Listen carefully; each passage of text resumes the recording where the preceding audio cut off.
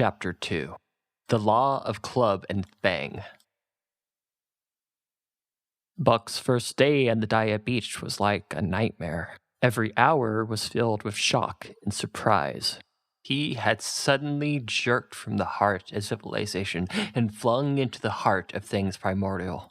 No lazy, sun-kissed life was this, with nothing to do but loaf and be bored. Here was neither peace, nor rest, nor a moment's safety. All was confusion and action, and every moment life and limb were in peril. There was the imperative need to be constantly alert, for these dogs and men were not town dogs and men. They were savages, all of them, who knew no law but the law of the club and fang. He had never seen dogs fight as these wolfish creatures fought, and his first experience taught him an unforgivable lesson. It is true it was a vicarious experience, else he would not have lived to profit by it. Curly was the victim. They were camped near the log store where she, in her friendly way, made advances to a husky dog the size of a full-grown wolf, though not half so large as she. Only a leap and a like flash, a metallic clip of teeth, a leap out equally swift, and Curly's face was ripped open from eye to jaw. It was the wolf manner of fighting, to strike and leap away, but there was more to it than this. 30 or 40 huskies ran to the spot and surrounded the combatants in an intent and silent circle. Buck did not comprehend the silent intentness, nor the eager way in which they were licking their chops. Curly rushed her antagonist, who struck again and leaped aside. He met her next rush with his chest, in a peculiar fashion that tumbled her off her feet. She never regained them. This was what the onlooking huskies had waited for. They closed in upon her, snarling and yelping, and she was buried, screaming with agony, beneath the bristling mass of bodies.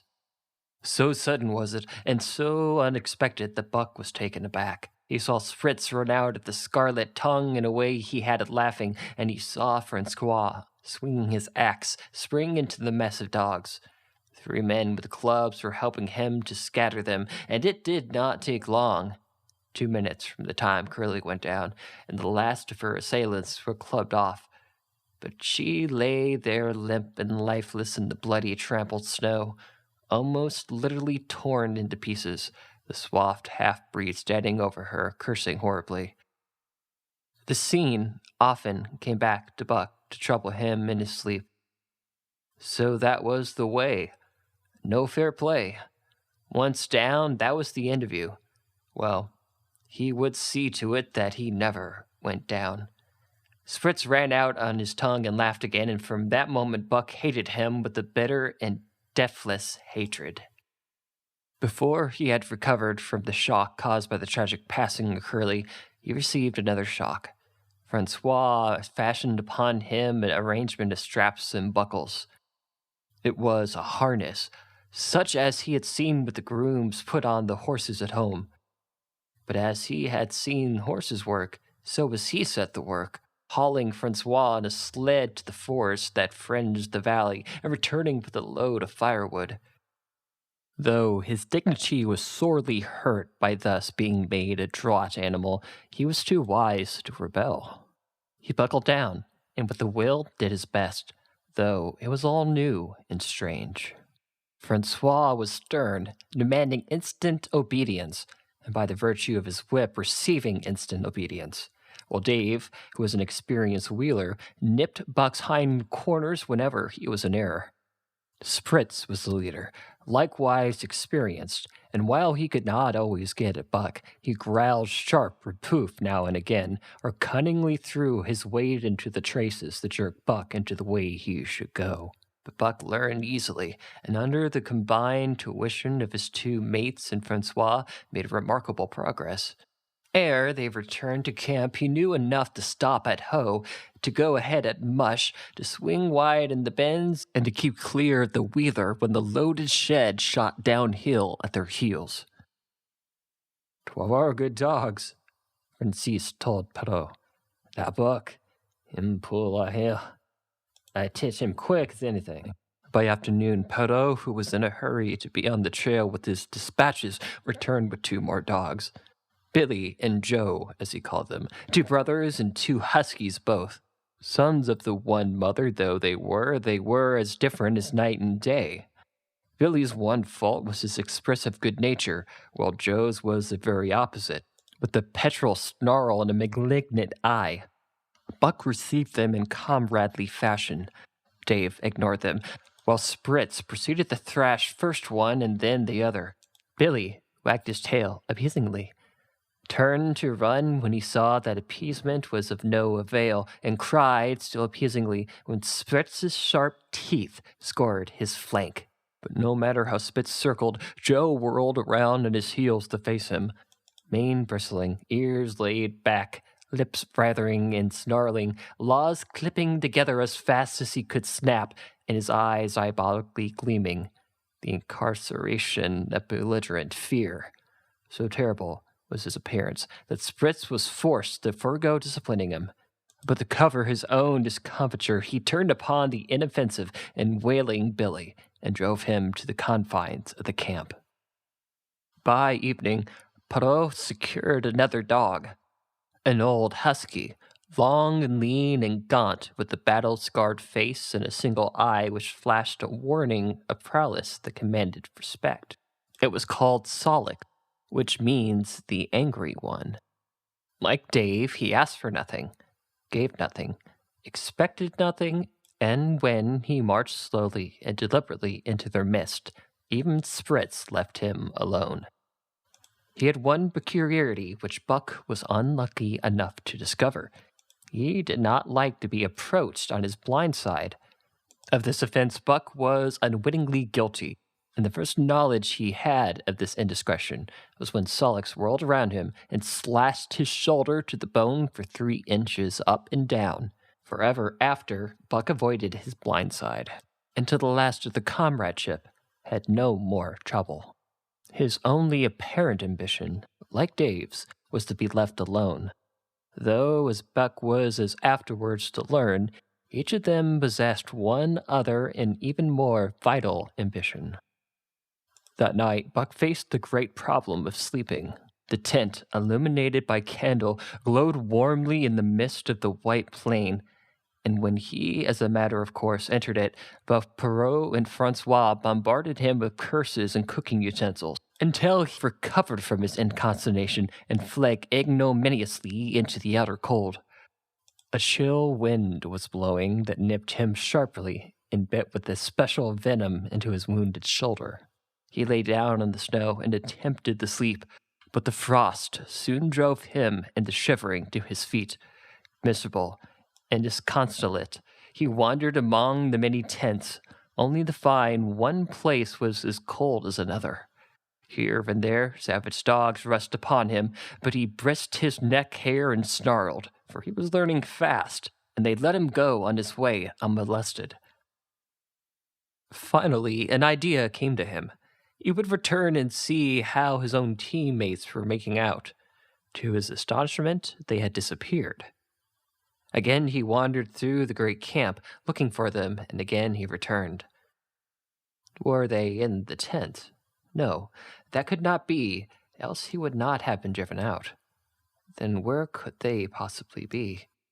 With drooping tail and shivering body, very forlorn indeed, he aimlessly circled the tent. Suddenly, the snow gave way beneath his forelegs, and he sank down. Something wiggled under his feet. He sprang back, bristling and snarling, fearful of the unseen and the unknown. But a friendly little yelp reassured him, and he went back to investigate. A whiff of warm air ascended to his nostrils, and there, curled up under the snow into a smug ball, lay Billy.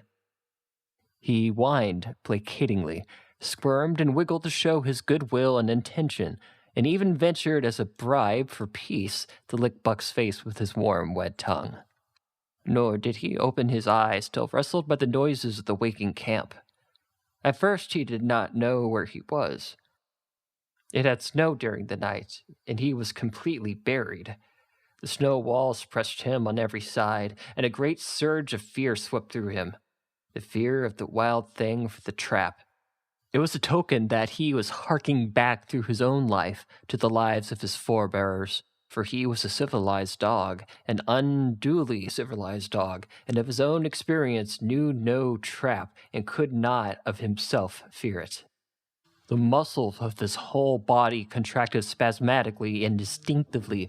The hair on his neck and shoulders stood on end. With the ferocious snarl, he bounded straight up into the blinking day, the snow flying above him in a flashing cloud.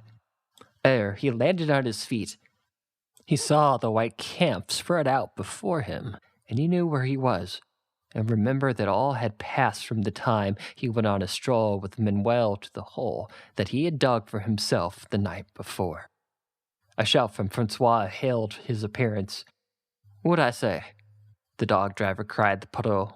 "That book for sure learned quick as anything." Perrault nodded gravely. As the courier for the Canadian government, bearing important dispatches, he was anxious to secure the best dogs, and he was peculiarly gladdened by the possession of Buck. 3 more huskies were added to the team inside an hour, making a total of 9. And before another quarter of an hour had passed, they were in harness and swinging up the trail towards the Daya Canyon. Buck was glad to be gone, and though the work was hard, he found he did not particularly despise it. He was surprised at the eagerness which animated the whole team, and which was communicated to him. But still more surprising was the change wrought in Dave and Sullix. They were new dogs, utterly transformed by the harness. All the persuasiveness and unconcern had dropped from them.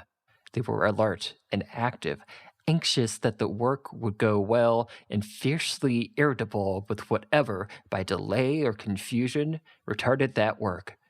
The toil of the traces seemed supreme expression of their being, and all that they had lived for, and the only thing in which they took delight.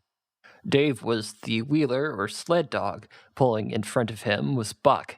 Then came Sullix. The rest of the team were strung out ahead, single file to the leader, which position was filled by Spritz. Buck had been purposely placed between Dave and Sullix so that he might receive instruction. Apt scholar that he was, they were equally apt teachers, never allowing him to linger long in error and enforcing their teaching with their sharp teeth. Dave was fair and very wise. He never nipped Buck without cause, and he never failed to nip him when he stood in need of it. As Francois' whip backed him up, Buck found it to be cheaper to mend his ways than to retaliate. Once, during a brief halt, when he got tangled in the traces and delayed the start, both Dave and Sullix flew at him and administered a sound trouncing. The resulting tangle was even worse, but Buck took good care to keep the traces clear thereafter. And ere the day was done, so well had he mastered his work, his mates about ceased nagging him. Francois' whip snapped less frequently, and Perrault even honored Buck by lifting up his feet and carefully examining them. It was a hard day's run up the canyon, through Sheep Camp, past the scales and the timberline, across the glaciers and the snowdrifts hundreds of feet deep, and over the great Chilkoot Divide, which stands between the salt water and the fresh, and guards forbiddingly the sad and lonely north. They made good time down the chain to the lakes, which fills the craters to the extinct volcanoes, and late that night they pulled into a huge camp at the head of Lake Bennett, where thousands of gold seekers were building boats against the breakup of the ice in the spring. Buck made his hole in the snow, and slept the sleep of the exhausted just, but all too early was routed out in the cold darkness and harnessed with his mates to the sled. That day they made 40 miles, the trail being packed, but the next day, and for many days to follow, they broke their own trail, worked harder, and made poorer time. As a result, Perrault traveled ahead of the team, packing the snow with webbed shoes to make it easier for them. Francois, guiding the sled at the gee hole, sometimes exchanged places with him, but not often. Perrault was in a hurry, and he prided himself on his knowledge of ice, which knowledge was indispensable, for the fall ice was very thin, and where there was swift water, there was no ice at all. Day after day, for days unending, Buck toiled in the traces.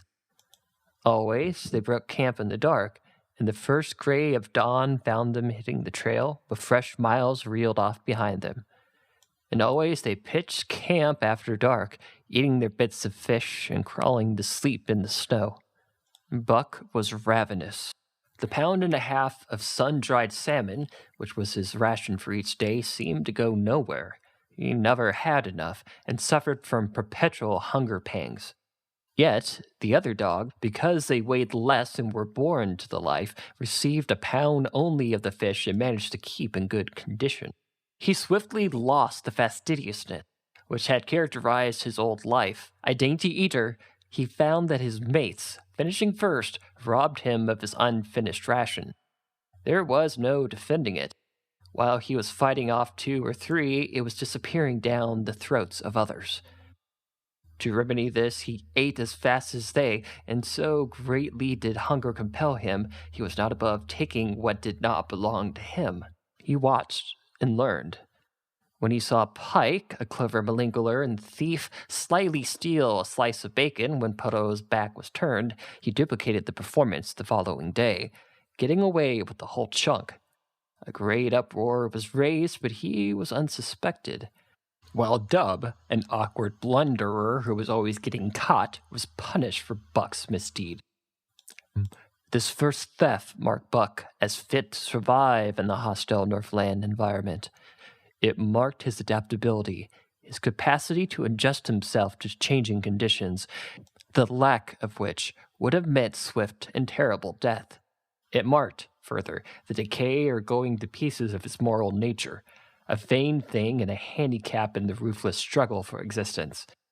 It was all well enough in the Southland, under the law of love and fellowship, to respect private property and personal feelings, but in the Northland, under the law of the club and the fang, whoso took such things into account was a fool, and in so far as he observed them, he would fail to prosper. Not that Buck reasoned it out. He was fit, that was all, and unconsciously he accommodated himself the new mode of life. All of his days, no matter what the odds, he never had run from a fight. But the club of the man in the red sweater had beaten into him a more fundamental and primitive code. Civilized, he could have died for moral consideration, say the defense of Judge Miller's riding whip, but the completeness of his de-civilization was now evident by his ability to flee from the defense of a moral consideration and so save his hide. He did not steal for the joy of it, but because the clamor of his stomach. He did not rob openly, but stole secretly and cunningly out of respect for the club and Fang. In short, the things he did were done because it was easier to do them than not do them. His development, or retrogression, was rapid. His muscles became hard as iron, and he grew callous to all ordinary pain. He achieved an internal as well as an external economy. He could eat anything, no matter how lonesome or indigestible, and once eaten, the juices of his stomach excreted the last least particle of nutrients, and his body carried it to the farthest reaches of his body, building it up into the toughest and stoutest of tissues. Sight and scent became remarkably keen, and while his hearing developed such acuteness in his sleep, he heard the faintest sound and knew whether it heralded peace or peril. He learned to bite the ice with his soft teeth when it collected between his toes, and when he was thirsty, there was a thick scum of ice over the waterhole. He would break it by rearing and striking it with his 4 legs. His most conspicuous trait was an ability to scent the wind and forecast it at night in advance. No matter how breathless the air, when he dug his nest by tree or bark, the wind that later blew inevitably found him leeward, sheltered and snug. And not only did he learn by experience, but instincts long dead became alive again. The domesticated generations fell from him. In vague ways, he remembered back to the youth of the breed, to the time the wild dogs ranged in packs through primordial forest and killed their meat as they ran it down. It was no task for him to learn to fight with cut and slash and the quick wolf snap. In this matter, he had forgotten ancestors. They quickened the old life within him, and the old tricks which they had stamped into the hereditary of his breed were his tricks. They came to him without effort or discovery, as though they had been his always. And when, on the still cold nights, he pointed to his nose at a star and howled long and wolf-like, it was his ancestors, dead in dust, pointing nose at a star and howling down through the centuries through him. And his cadences were their cadences, the cadences which voiced their woe and what to them was the meaning of the stiffness and the cold and the dark. Thus, as a token of what a puppet thing life is, the ancient song surged through him, and he came into his own again. And he came because men had found a yellow metal in the north, and because Manuel was a gardener's helper whose wages did not lap over the needs of his wife and drivers small copies of himself.